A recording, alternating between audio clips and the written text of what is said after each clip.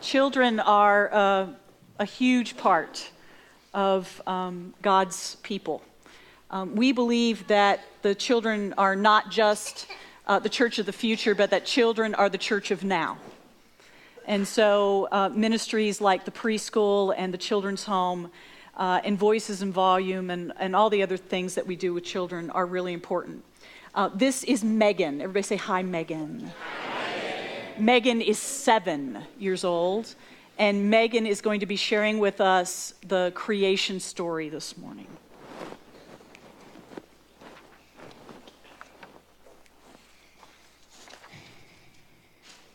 Long ago, there was nothing in the sky, but God wanted something out there. He had a great plan.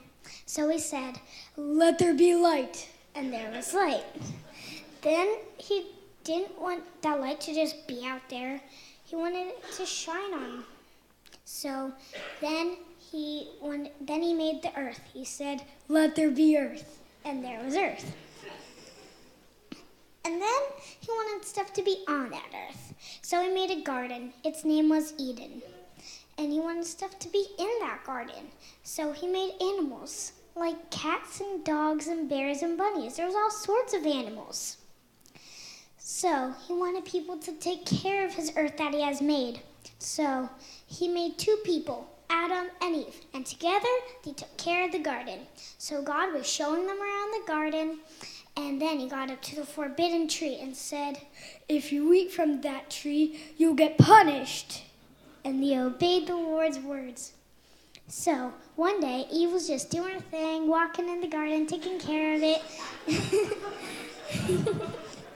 and then she got up to the forbidden tree, and she saw a snake on the tree. And the snake said, "Did God really tell you not to eat from this tree? Look at this tasty fruit. Try some." So Eve took 2, one to Adam and one to her. And then they took a bite out of it. And then they heard God coming. And so they got frightened and ran behind a bush. And then God said, "Adam, Eve, where are you? Did you eat from that tree I told you not to?"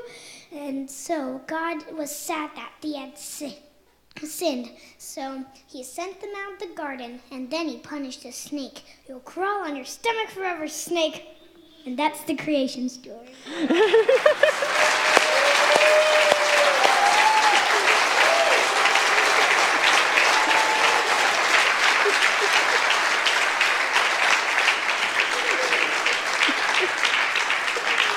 Oh, yeah. Yeah. Megan's translation. So, happy Earth Day, everyone. It is Earth Day, April 22nd every year. Earth Day was founded back in 1970. Anybody remember 1970? Yeah. Disco, yeah. 1970 was the first, April 22nd, 1970 was the first Earth Day. And there were huge rallies all over the United States. Many folks say that that was the day that the modern environmental movement was founded, on April 22nd, 1970. As a result of those huge rallies and this kind of groundswell of support for the environment, many important things happened. One, the Environmental Protection Agency was formed. Several really huge, important pieces of legislation happened. The Clean Air Act, the Clean Water Act, the Endangered Species Act, all of these really, really important things happened. In recent years, there's been kind of a resurgence of interest in the environment. You know, folks are talking again about solar energy. We're talking about the big windmills. For energy from wind-driven energy, water-driven energy. Many folks are thinking more and buying more local, organically grown food. Folks are thinking about changing their car over, maybe getting a hybrid, one that runs electricity, one that runs on biodiesel. Have you ever been around one of those biodiesel cars? It smells like McDonald's going down the street. Yeah. It does, because it runs off, the grease that they make the French fries from. That's what the biodiesel, and what's interesting is that the cars get like hardening of the arteries just like people do. They do. The cholesterol like builds up in the car engine. It's really weird. So they need Lipitor for cars now. So maybe you've done some thinking about the environment, about going green.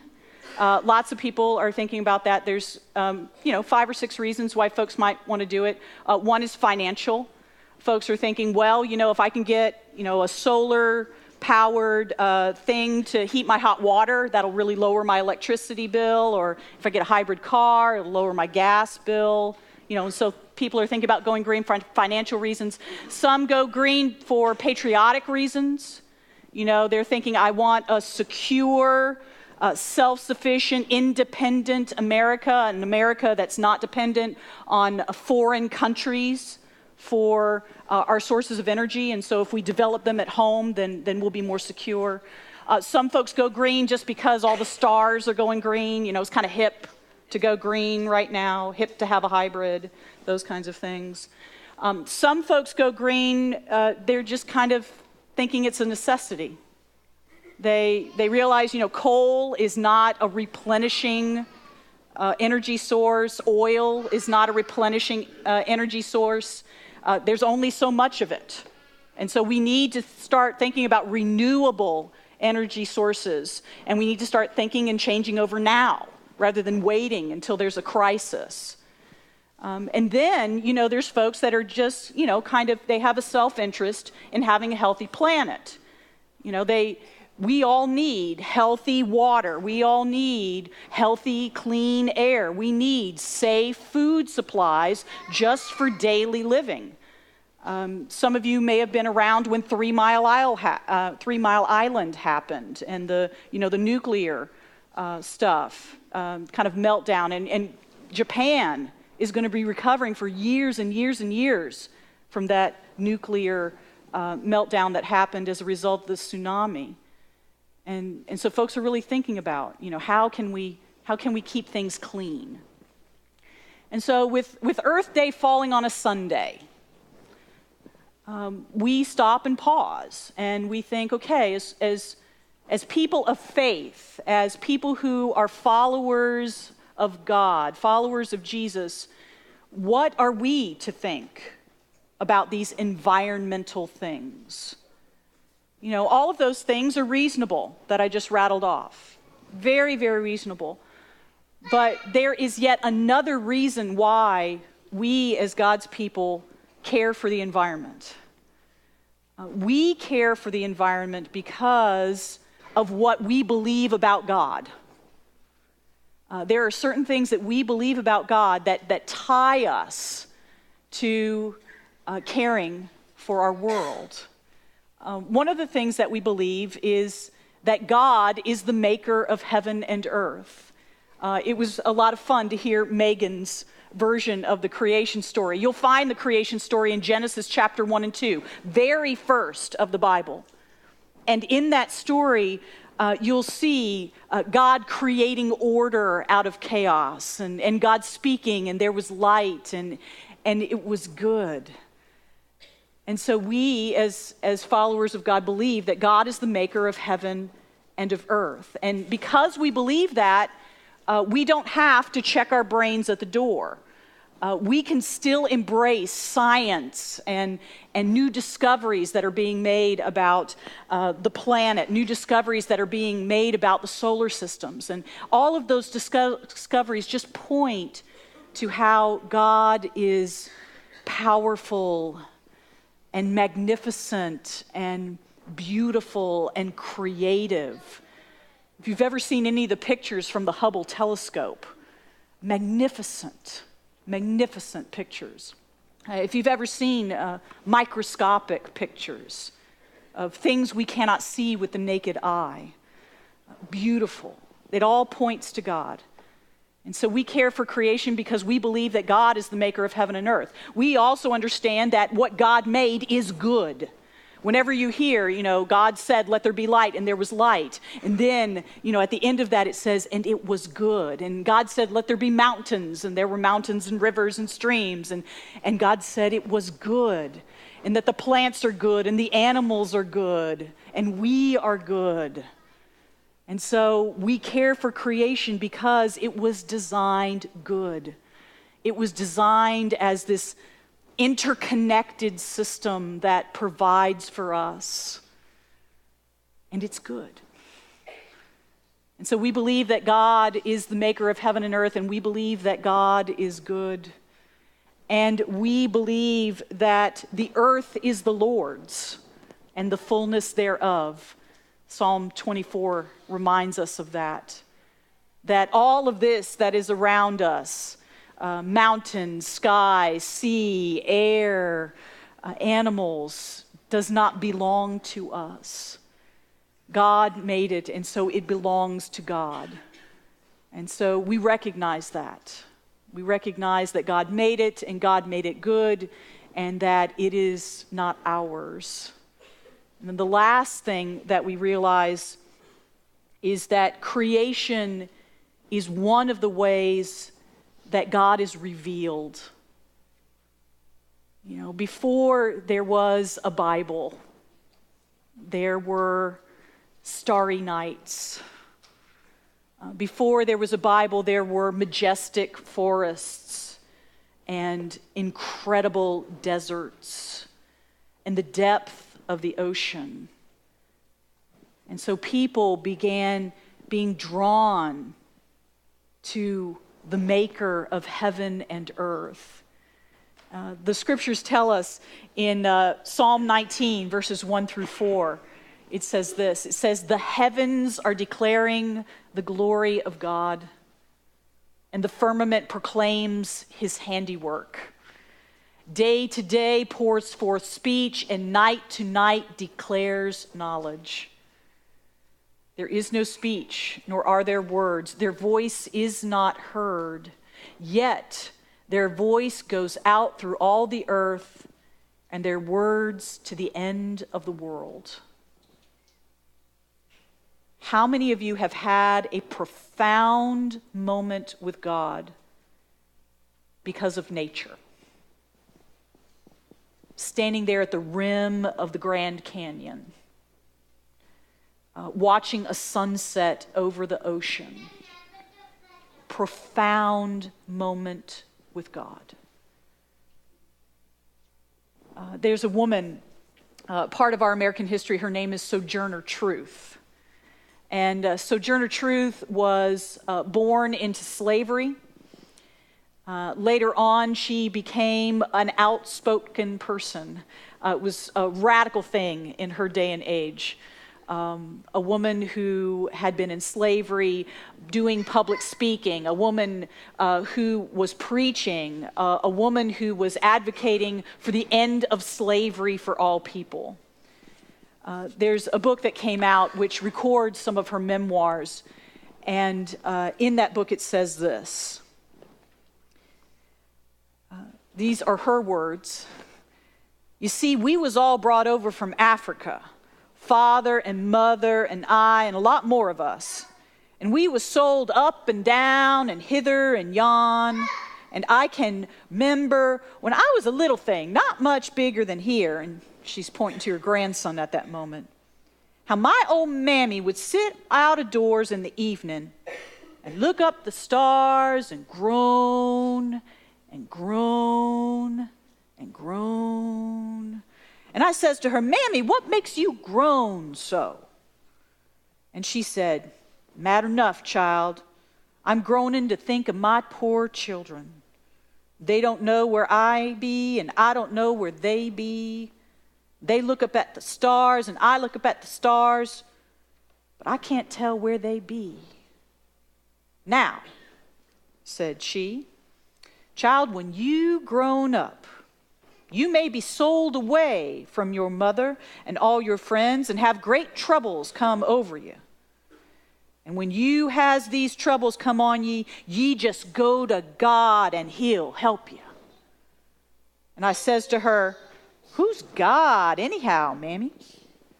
And she says, 'Why, child, you just look up there. It's him that made all them.'"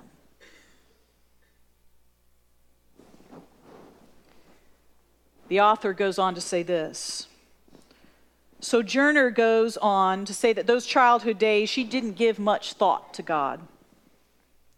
Yet I like to think that it was on such nights that Sojourner began to learn the art of preaching. Sitting beneath the heavens with her mother, who drew her gaze to the skies, where the stars and the planets moved in beauty and in freedom, Sojourner began to listen to what the heavens were telling and to absorb the ways that God proclaims God's presence in creation. With the heavens embedded in her bones, Sojourner would come to know that one who made all dim, that one who had made all dim had made her. And she too was part of the handiwork of God. The God who made the heavens to move in freedom had called her to claim and proclaim that freedom to humanity. The heavens declare the glory of God. We care for creation because we believe that God is the maker of heaven and earth and that it was made good, and that we are part of this amazing interconnected system, and that God speaks through creation. And we believe that not only God made creation and God made us, but that God calls us to care for creation. If you read Genesis 1, the creation story, down at the very bottom where God is creating humanity, God says this: "Then God said, let us make humankind in our image, according to our likeness, and let them have dominion over the fish of the sea and over the birds of the air, and over the cattle and over all the wild animals of the earth, and over every creeping thing that creeps on the earth."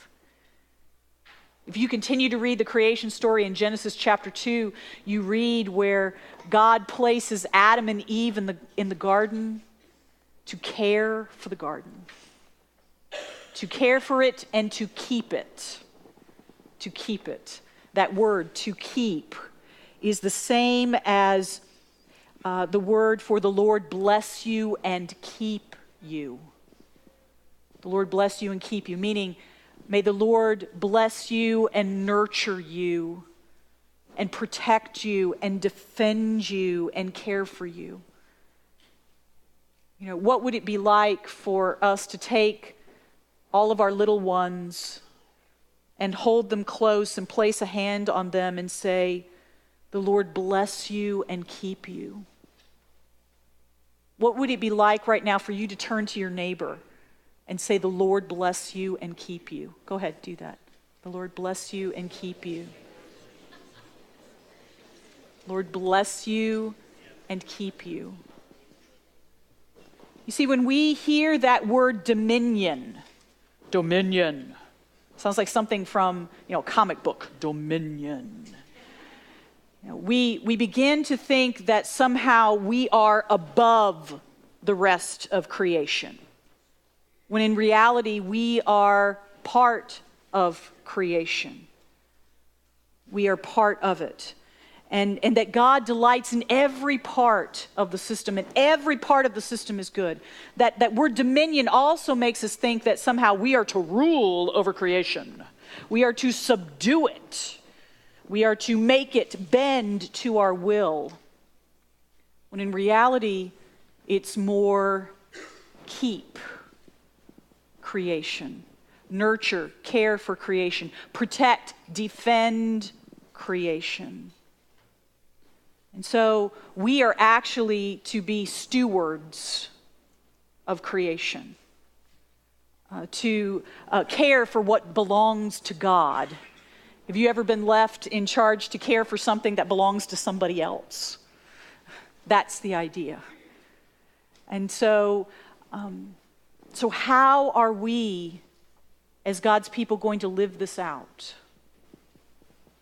How are we going to steward and protect and defend creation? Back in February, our family went to Tampa for the weekend, and we went to see family and friends for kind of a long weekend, and we asked the Riddles to care for our dog, Buster. Buster, at that point, was very close to going home to doggy heaven. We were hospicing Buster. Buster was probably 12, 13, 14 years old. We're not quite sure. He was a rescue dog. But we knew the signs. Buster was not getting around very well, and Buster didn't smell very well, and Buster would make noises, out the front and out the back. And this was the weekend that we were gone was the weekend when we had that weird cold snap in February, when all of a sudden it went down to freezing, and we didn't plan for it. We had planned for Buster to be outside the whole weekend. He was used to doing that, but not when it was going to be freezing. And so the Riddles get this call from Tampa saying, it's going to be freezing, and we didn't leave you a key to the house to let him in. Maybe one of the trustees of the church, we live in the church's house, and so maybe one of the trustees has a key, and we're so sorry we've left you in this predicament and all of that. And here's what they did. They took Buster into their home. They took him in and they cared for him, and it was the most beautiful gift. And that nurture, that love, caring for Buster like he was theirs, reminded me how we should be caring for the planet in the same way. That we should be willing to nurture and sacrifice and do these things because the earth is the Lord's. Because it is about loving the Lord our God with all our heart, soul, mind, and strength, and loving our neighbor as ourselves, and realizing that our neighbor is not just the people we see around us, but it is also the mountains and the rivers, brother sun and sister sky. And so this is why we as God's people care for creation. This is why Earth Day is not just a single day out of the year. This is why Earth Day is every day for us. And so I would challenge you. I would challenge you this day to think, how can I better live out my faith in God? What I believe about God, what I believe about Maker of heaven and earth, in the ways that I care for the world. What can you do today? One more thing to better care for creation. Let us pray.